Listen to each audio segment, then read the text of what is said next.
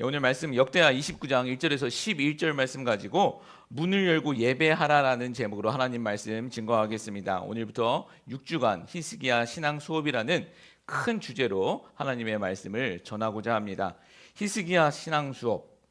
먼저 주의할 점을 먼저 말씀드리길 원하는데, 우리가 히스기야라는 인물을 중심으로 이제 6주간 말씀을 나눌 것인데, 인물을 가지고 설교를 할 때 전하는 사람이나 듣는 사람들이 주의할 것이 하나 있습니다. 그것이 무엇이냐면 사람이 주인공이 되어서는 안 된다라는 것이죠.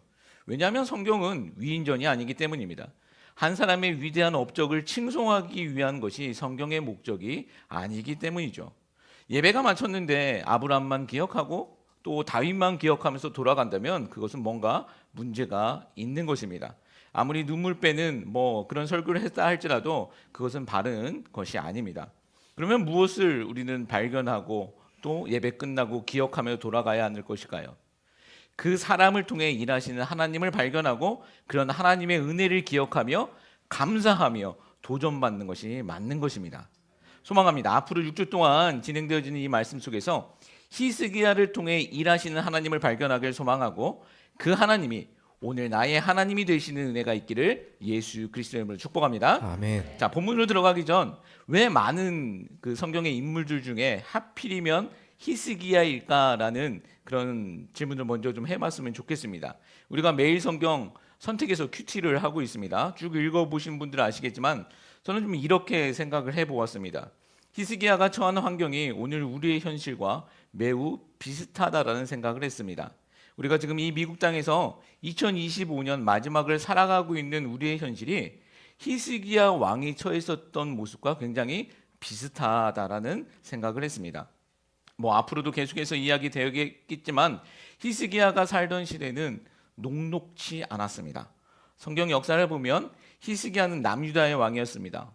솔로몬 왕 이후, 우리가 잘 알고 있는 솔로몬 왕 이후 이스라엘은 북쪽 이스라엘과 남쪽 남유다로 분열이 되었습니다. 우리의 조국 한반도와 비슷한 상황이죠.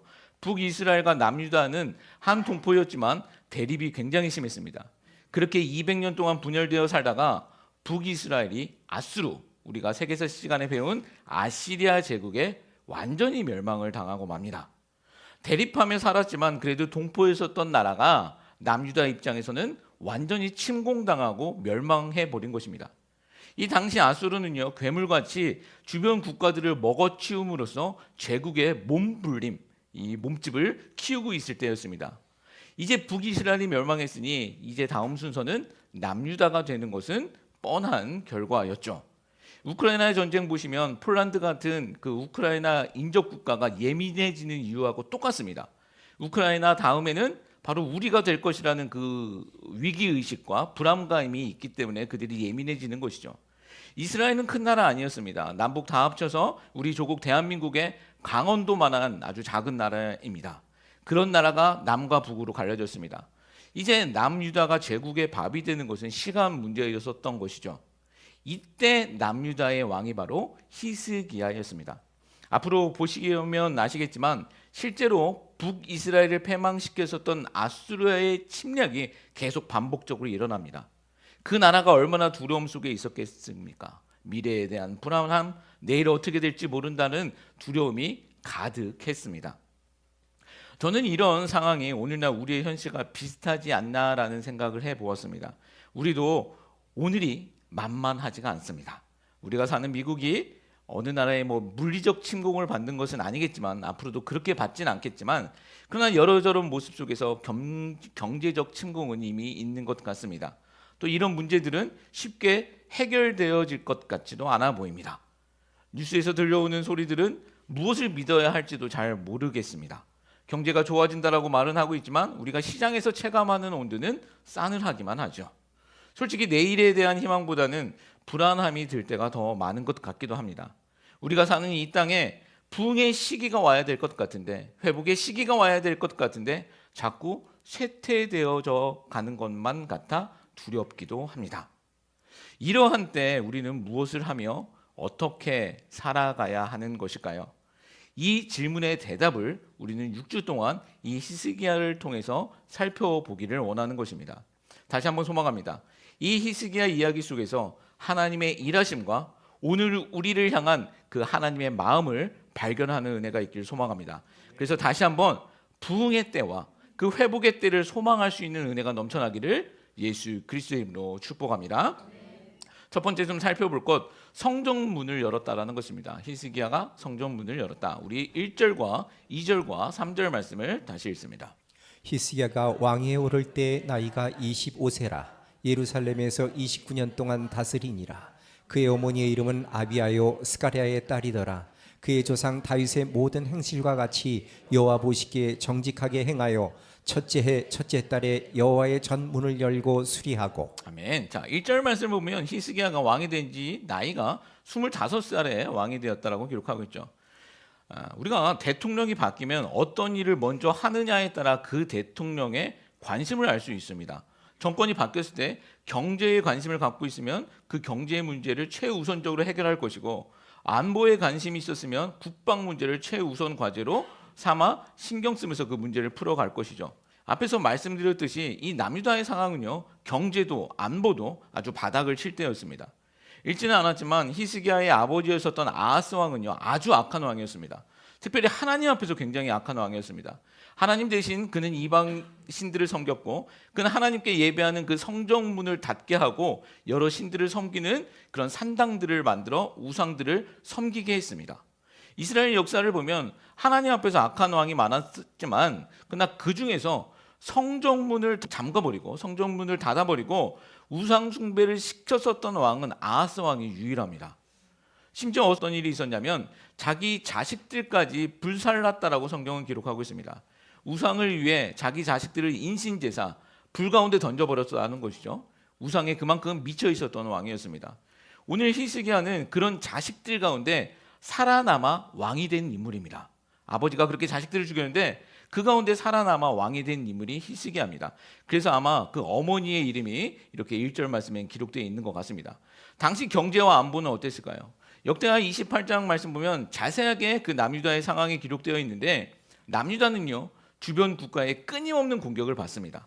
밖에서는 에돔이라는 나라가 공격해서 사람들을 노예로 다 끌고 가버립니다. 그리고 안으로는요 블레셋 사람들의 공격, 오늘날로 보면 테러가 계속 반복되어졌습니다. 계속된 전쟁과 테러, 이 경제가 제대로 돌아갈 수 있었겠습니까? 최악의 상황이었었던 것이죠. 그런데 악한 왕 이 아하스의 선택이 무엇이냐면, 이 상황을 벗어나기 위해 그 북이스라엘 멸망시킨 아수르를 자기네 나라로 끌어들입니다. 그리고 도와달라는 것입니다. 그런데 성경을 보면요, 아수르는요 남유다를 도와주지 않습니다. 그리고 재물만 뺏어가 버리는 것이죠. 힘들 때 도와주는 척하면서 그가 가지고 있는 모든 것을 빼앗아 가버린 것입니다. 작고 힘없었던 이 남유다는요 눈앞에서 다 유린당하고 다 뺏기고 있는 상황입니다. 이러한 때 히스기야가 그 나라의 왕이 되어집니다. 자, 왕이 이런 위기의 순간, 이 위기의 때 히스기야 처음으로 한 행동은 무엇일까요? 3절 말씀 다시 한번 읽어보겠습니다. 3절 읽습니다. 첫째 해 첫째 달에 여호와의 전문을 열고 수리하고. 이게 무슨 말이냐면, 왕이 되자마자 그 첫 해, 첫 달 가장 처음 먼저 한 일이 무엇이냐?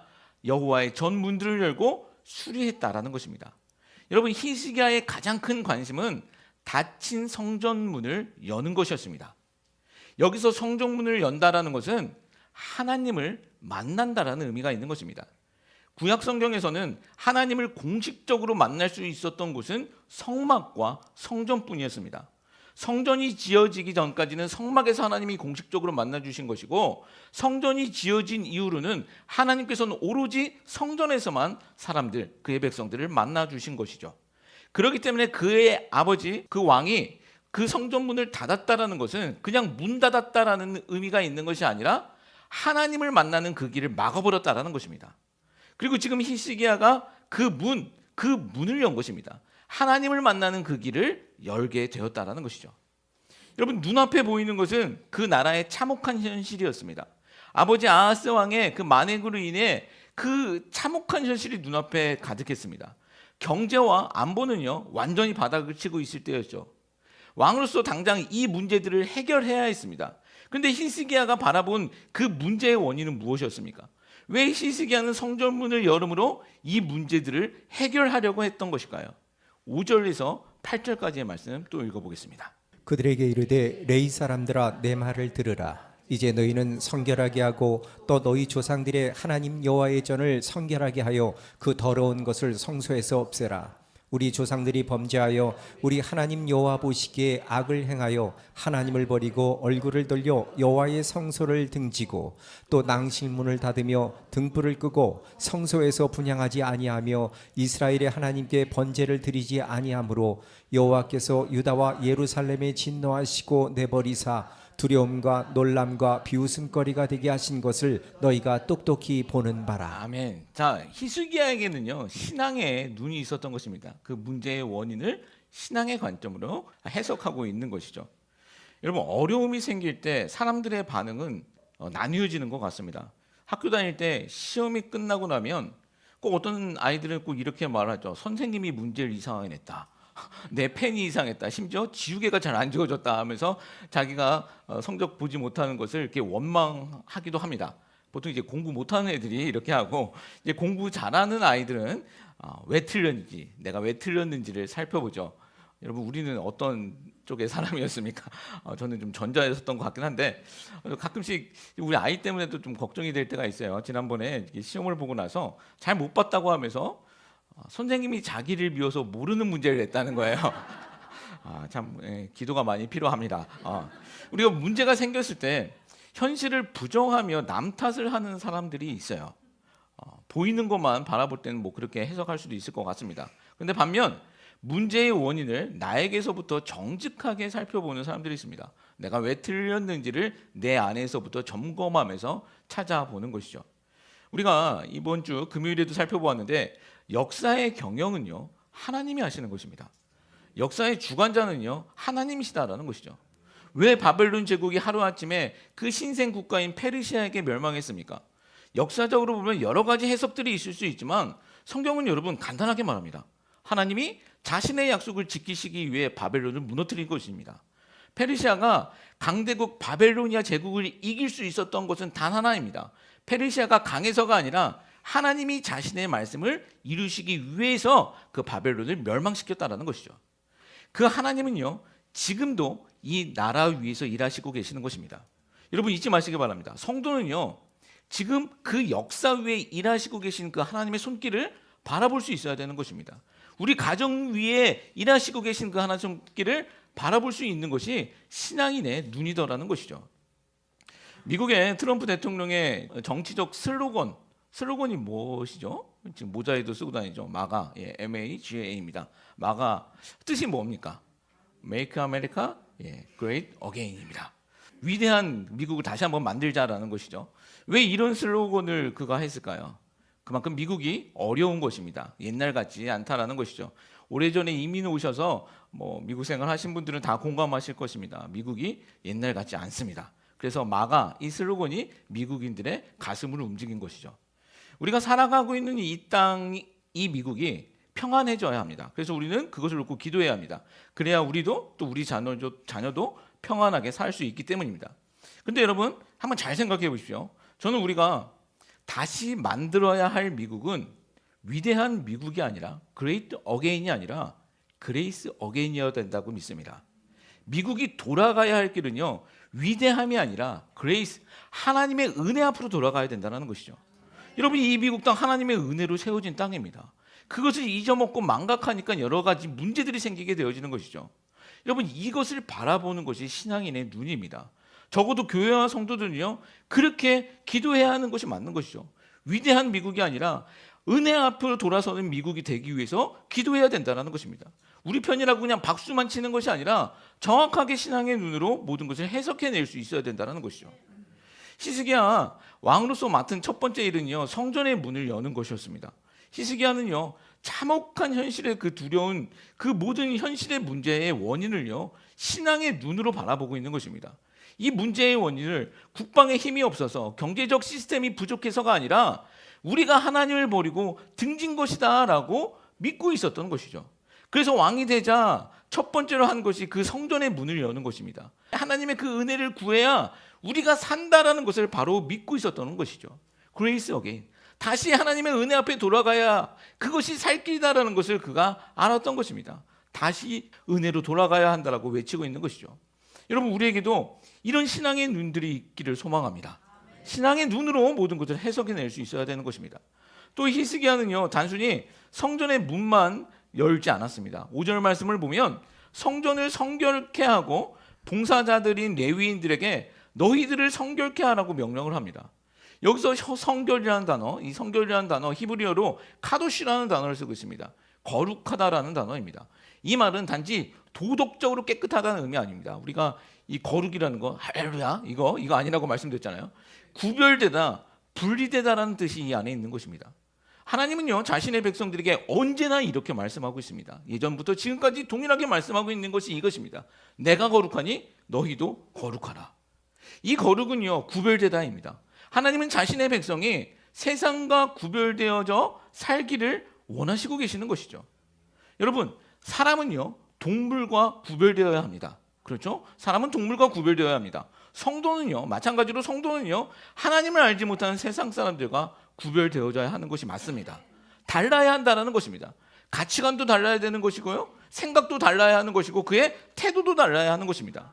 예수님을 모시고 사는 우리는요, 분명히 세상과는 달라야 하는 것이죠. 여러분, 동의되시죠? 예, 동의됩니다. 그런데 우리는 이상하게도요, 너 동물 같아라고 하면 굉장히 불쾌해합니다. 너 동물 같아. 아무리 우리가 강아지를 좋아하더라도 너 개 같아라고 하면 이것은 싸우자는 거잖아요. 이게 기분 나빠하면서 가만히 있지 못합니다. 그런데 그것에는 기분 나빠하면서, 그런데 너 세상 사람하고 같아라는 말에는 우리는 별로 수치심을 느끼지 못합니다. 성도가, 교회가 세상과 다르지 아니하는 것을 부끄럽지 아니하는 시대를 우리는 살아가고 있다는 것이죠. 사실 이것이 오늘날 우리의 모습, 또 교회에 처한 가장 큰 위기라고 저는 생각을 합니다. 세상의 교회를 걱정하는데도 전혀 아무렇지도 않는 거예요. 아무런 수치감을 못 느끼고 살아가는 우리의 모습이, 우리 교회의 모습이 가장 위험한 모습이라고 생각합니다. 이러한 때 하나님은요, 다시 우리에게 이렇게 말씀하시는 거예요. 문을 열고 그리고 거룩하라라고 외치고 있는 것입니다.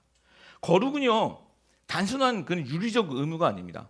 하나님과 함께 거하는 존재로의 부르심입니다. 다시 한번 말씀드릴게요. 거룩은요, 하나님과 함께하는 존재로서의 부르심입니다. 자, 그렇다면 우리가 어떻게 거룩해질 수 있을까요? 여러분, 우리가 어떻게 거룩해질 수 있을까요? 하나님은 분명히 우리에게 거룩을 요구하고 계시는데 우리는 어떻게 거룩해질 수 있을까요? 우리가 똑똑해서, 우리가 잘나서 거룩해질 수 있습니까? 아닙니다. 어쩌면 우리는 세상 속에서 가장 연약하고 가장 작은 사람들입니다. 그런 우리가 거룩하라? 그것은 우리에게 너무 어울리지 아니하는 말씀인 것 같습니다. 그러나 그럼에도 불구하고 우리가 세상에서 구별될 수 있는, 거룩할 수 있는 유일한 이유는요, 홀로 거룩하신 그 하나님이 우리 안에 들어와 계시기 때문입니다. 홀로 거룩하신 그 예수님이 우리 안에 거하실 때 우리는 거룩한 존재, 구별된 존재가 되어진다는 것이죠. 여러분, 잊지 마시기 바랍니다. 하나님은요, 우리가 거룩해지기를 원하시고 있습니다. 이 말씀은 네 안에 하나님을 모시며 살라다입니다. 네 안에 예수님을 모시며 살라라고 우리에게 요청하고 있는 하나님의 부르심이다라는 것이죠. 여러분, 정말 우리가 평생을 그렇게 거룩함으로 살아갈 수 있는 은혜가 넘쳐나기를, 우리와 우리 가정, 우리 교회에 그런 은혜가 넘쳐나기를 예수 그리스도의 이름으로 축복합니다. 자, 두 번째는 히스기야는 다시 예배하기 시작했습니다. 다시 예배했습니다. 자, 히스기야는 성전문을 열고 성전을 정비합니다. 그리고 봉사자들인 레위인들에게 하나님의 속성인 그 거룩을 명령하고 요구하고 있습니다. 그 다음 한 행동은 무엇일까요? 28절에서 30절까지의 말씀입니다. 온 회중이 경배하며 노래하는 자들은 노래하고 나팔 부는 자들은 나팔을 불어 번제를 마치기까지 이르니라. 제사드리기를 마침에 왕과 그와 함께 있는 자들이 다 엎드려 경배하니라. 히스기야 왕이 귀인들과 더불어 레이 사람을 명령하여 다윗과 선견자 아삽과의 시로 여호와를 찬송하게 하매 그들이 즐거움으로 찬송하고 몸을 굽혀 예배하니라. 자, 성전문을 열고 거룩하라고 요구했었던 히스기야가 한 다음 행동, 자, 30절 후반에 무엇이라고 말씀하고 있습니까? 예배했다라는 것입니다. 한마디로 예배했다입니다. 히스기야가 성전문을 열고 봉사자들인 레위인들에게 성결을 요구한 것은 결국 이 예배드리기 위함이었다라는 것이죠. 이 시간 잠깐 예배에 대해서 좀 말씀을 드리기 원하는데, 교회의 제일 되는 사명은 무엇일까요? 교회의 제일 되는 사명. 성도된 우리가 교회인데 교회로 모인 우리의 첫 번째 사명은 무엇일까요? 바로 예배입니다. 예배입니다. 교회는 예배 공동체입니다. 친교나 구제나 봉사 이런 것도 다 중요하지만 그러나 교회에서 제일 되는 사명은 예배입니다. 절대로 우리는 이것을 망각해서는 안 됩니다. 여러분 질문 하나 드려볼게요. 우리는 교회에 예배 보러 옵니까? 예배를 드리러 옵니까? 예배를 드리러 오죠. 그럼 누구에게 예배를 드리는 것이죠? 하나님께 예배 드리러 우리는 교회에 오는 것입니다. 예배의 영 단어 서비스와 월십이라는 단어가 있다고 말씀드렸잖아요. 저는 이 월십이라는 단어를 선호한다고 말씀드렸어요. 서비스라는 단어는 우리를 착각하게 만들기 쉽기 때문입니다. 마치 우리가 서비스 받으러 교회에 오는 것 같은 착각을 일으키기 쉽기 때문에 월십이라는 단어를 더 선호한다고 말씀드렸잖아요. 우리가 뭐 누가 누구에게 서비스를 하는 것이겠습니까? 우리는 절대로 서비스 받으러 교회에 오는 것 아닙니다. 교회에 관한 이야기 중에서 참 씁쓸하지만 또 현실 속에서 부인하지 못하는 이야기가 있어요. 요즘 어떤 교회가 성장하냐라는 질문을 했을 때 우리가 대놓고 이야기하지는 못하지만 어떤 교회가 교인들에게 더 좋은 서비스를 더 잘하냐에 따라 교회 크기가 달라진다라고 합니다. 오늘날 교회의 모습을 보여준 아주 참 불편한 말이죠. 그러면서도 부인하기도 또 어려운 씁쓸한 말이기도 합니다. 실제로 교회 문턱을 낮춘다는 이유로 교회 안에 흡연실을 만들기도 하고 애견실을 만들기도 한다라고 말씀드렸잖아요. 최고의 서비스를 제공하겠다라는 것입니다. 그래서 오라는 겁니다. 와서 좀 자리 좀 채우라는 거죠. 어쩌면 몇 년 후가 되어지면 교회의 모습 속에서는 이런 것이 또 당연한 문화가 될 수도 있을 것 같습니다. 물론 교회가 뭐 이렇게 하는 것을 다 부정적으로만은 볼 수는 없을 거라고도 생각합니다. 또 우리가 일부러 불편함을 선택할 필요는 없는 거죠. 그러나 단지 편안함이나 서비스가 교회가 성장하는 데 최고의 조건이 되어진다면 이것은 너무나도 서글픈 일입니다. 그러면 여러분 무엇이 교회의 최고 조건이 되어야 하는 거겠습니까? 앞에서 말씀드린 것처럼 교회의 사명은 예배입니다. 예배가 최고 조건이 되어야 된다는 것이죠. 자, 그러면 우리 가운데 이런 생각 해볼 수 있을 것 같아요. 예배 안 드리는 교회 있습니까? 다 드리잖아요. 심지어 이단들도 예배 드립니다. 성경 가지고 예배 드려요. 무슨 말씀 드리고 있는 것이냐면 얼마만큼 바른 예배를 드리고 있느냐가 가장 중요한 문제가 되어집니다. 교회가 얼마만큼 하나님 앞에서 바른 예배를 드리냐가 가장 중요하다라는 것입니다. 여러분 아무리 화려하고 그래서 많은 사람들이 모이는 세련된 예배가 있다 할지라도 어쩌면 바른 예배가 되지 아니할 수도 있다라는 거예요. 정말 무섭지만 예배라는 이름으로 사람을 만족하는 쇼가 될 수도 있다라는 것이죠. 우리 며칠 전에 백 목사님하고도 이런저런 이야기를 나눴는데 요즘은 교회마다 너무 멋진 예배팀들이 많아요. 예전에는 그랬던 것 같지 않은데 요즘은 정말 교회들마다 세련된 예배팀들이 참 많습니다. 뭐 우리는 우리 아이들이 악기를 하지만 그래서 너무나도 귀하지만 뭐 우리 아이들이 잘하는 건 아니잖아요. 그래서 뭐 그런 교회들이 가끔씩 부럽기도 합니다.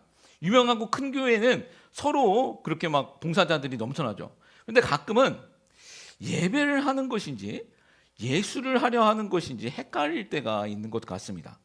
예배를 드리려고 하는 팀인지 아니면 예술을 하려고 하는 팀인지. 예배와 예술, 이거 한 글자 차이지만 그 의미는 완전히 다른 거잖아요. 우리를 만족시키는 것은 예술입니다. 그러나 예배는요, 하나님을 만족시키는 것이 예배가 되어지는 것이죠. 여러분 예배팀만 그런 것 같지 않습니다. 목사들도요. 요즘은 너무나도 멋진 목사님들이 많습니다. 그런 목사님들 보면 아주 기가 죽죠. 자, 예배하면 제가 이게 드릴 말씀들이 굉장히 많은데 오늘은 이것만 좀 정리해 보았으면 좋겠습니다. 전에도 말씀드렸었던 적이 있습니다. 확실하게 좀 개념을 가졌으면 좋겠는데 그림을 한번 좀 보여주십시오. 자, 예배를 스포츠로 한번 비유해 보겠습니다. 스포츠에는 경기를 플레이하는 선수가 있습니다. 또 그 선수를 감독하는 코치, 감독이 있죠. 그리고 그 모든 것을 바라보며 응원하는 관객이 있습니다. 어떻게 야구 경기도 그랬죠. 자, 이렇게 세 종류의 사람들이 있습니다. 그리고 예배로 한번 넘어가 보십시오. 예배에는 하나님이 계십니다. 하나님이 계시고 그리고 예배자, 우리 성도님들이 있고 또 앞에 서게 되어지는 예배 인도자, 간단하게 말하면 찬양 인도자나 또 설교자가 있습니다. 자, 예배를 스포츠로 비유해 보면 누가 관객이 되고 누가 코치가 되고 누가 선수가 되는 것이 맞을까요? 우리 속으로 한번 생각해 보십시오. 누가 선수가 되고 누가 코치가 되고 누가 관객이 되어지는 것이 맞는 것일까요? 우리는 이렇게 생각하기 쉽습니다. 앞에서 이렇게 조명받고 있는 예배를 인도하고 있는 예배 인도자들, 설교자나 찬양 인도자를 플레이하는 선수로 생각하기 쉽죠. 자, 우리가 만약에 선수가 되어진다면 우리 앞에 있는 선수를 코치하고 있는 분은 누가 될까요?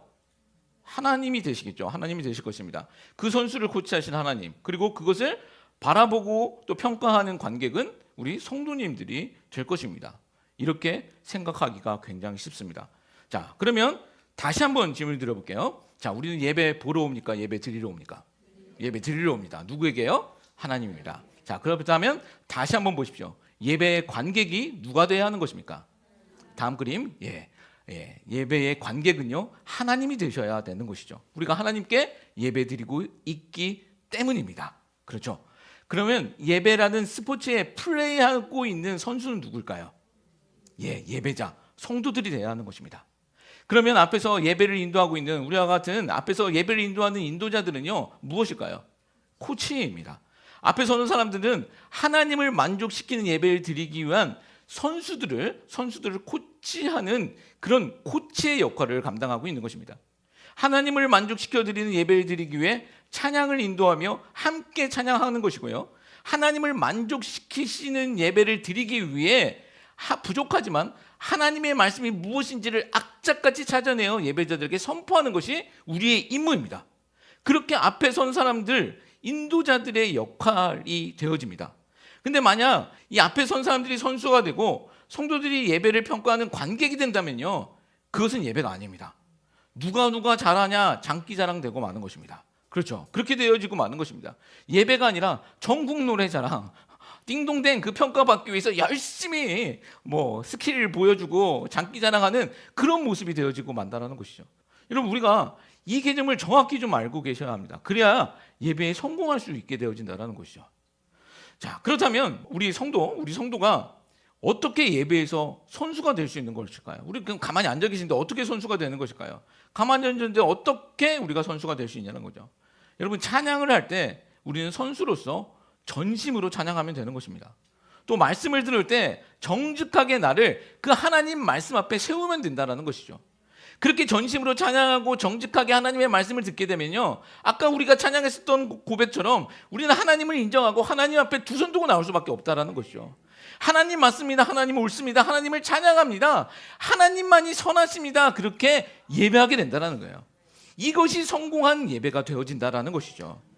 따라서 우리가 예배를 통해서 누리는 기쁨이 있다면요, 그것은 관객으로서 누리는 기쁨이 아니라 하나님이 내가 드리는 그 예배를 통해서 만족하실 때 우리는요, 선수로서 그 기쁨을 함께 나누는 것입니다. 그렇게 예배가 성공하게 되어지면 그 기쁨은요, 선수인 또 코치인 인도자도 그리고 예배를 받으시는 하나님도 다 함께 기뻐하는 결과가 되어진다는 것이죠. 여러분, 어제 다저스 경기 보셨죠? 이기니까 다 같이 기뻐합니다. 선수들만 기뻐하는 거 아니죠? 코치들도 기뻐하고 관객들도 다 환호합니다. 바로 그 모습이 우리의 예배가 되어야 될 줄 믿습니다. 하나님이 기뻐하심으로 코치된 우리도 기뻐하고 성도된 우리, 선수된 우리들도 기뻐하셔야 된다는 것이죠. 여러분, 잊지 마시기 바랍니다. 우리의 예배는요, 하나님이 평가하시는 것입니다. 하나님이 흡족해 하시면 우리도 다 함께 기뻐할 수 있는 것이죠. 우리만 기뻐한다? 이것은 뭔가 잘못된 것입니다. 하나님을 기쁘게 하시는 것이 예배의 목적이 되어진 줄 믿습니다. 여러분, 소망합니다. 하나님을 기쁘게 하심으로 우리도 함께 기뻐할 수 있는 그런 예배를 드릴 수 있는 우리가 교회 모든 성도님들이 되시기를 예수 그리스도로 축복합니다. 말씀 정리하겠습니다.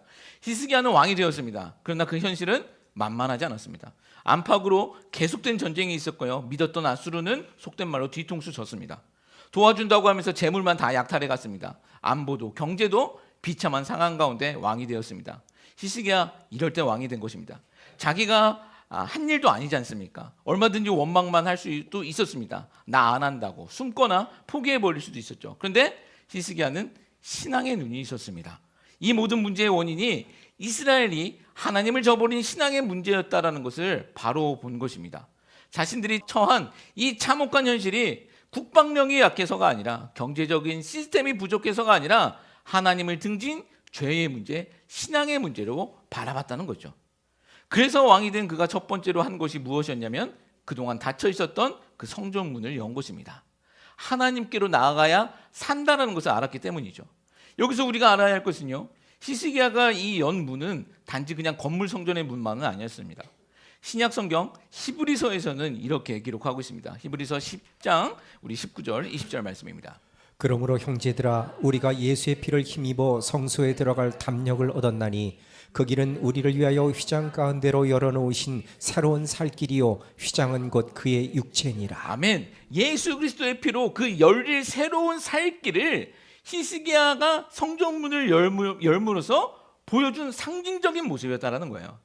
죄로 인해 막혀 있었던 인간과 하나님의 관계가 죄 때문에 닫혀 있었던 문이 예수 그리스도의 십자가로 인해 완전히 열리게 된다는 것이죠.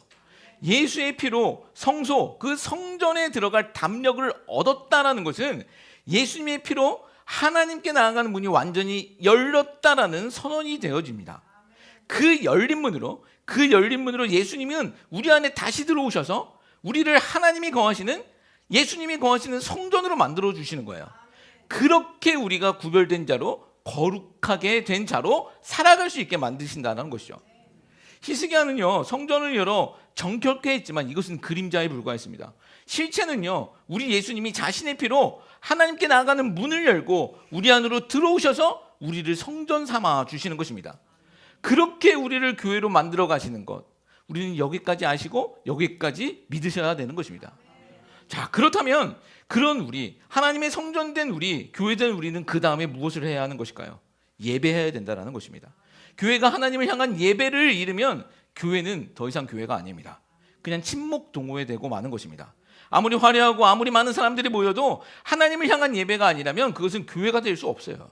대표적으로 이단들 성경을 가지고 자기들끼리 교회라고 하지만 그들이 교회가 되지 못하는 이유가 무엇입니까?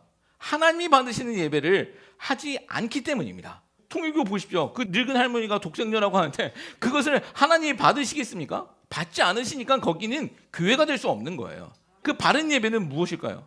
하나님이 주인공 되시는 예배가 하나님이 원하시는 바른 예배다라는 것이죠. 사람이 주인공 되는 예배가 아니라 하나님이 주인공 되어 하나님을 기쁘시게 하는 예배, 이게 성공하는 예배인 줄 믿습니다.